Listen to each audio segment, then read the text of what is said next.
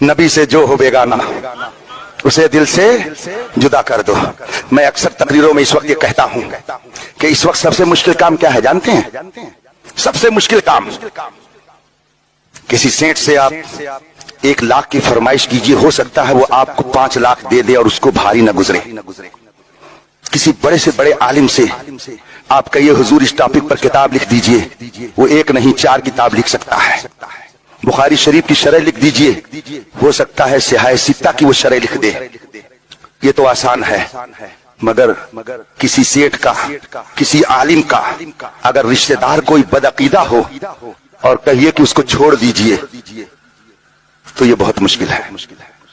یہ کام بہت مشکل ہے۔ بڑے بڑے لوگوں کو دیکھا جاتا ہے پکے سنی بنتے ہیں، لیکن جب بات یہاں پر آ کر کے رکتی ہے تو اس میں وہ کمزور نظر آتے ہیں، کمزور ہو جاتے ہیں۔ کیا بتائیں بیٹا ہے، کیا بتائیں بھائی ہے، کیا بتائیں چچا ہے، کیا بتائیں بھتیجا ہے، چھوڑے کیسے، کس کی جنگ موڑ لیں۔ تو اس وقت سب سے بڑا کام یہ ہے کہ آدمی دین کے لیے، شریعت کے لیے اپنے رشتوں کو بھی چھوڑ دے۔ یہ خوبی سب کے اندر نہیں ہوتی ہے۔ تاج الشریعہ اگر کہتے تھے کہ نبی سے جو ہو بیگانہ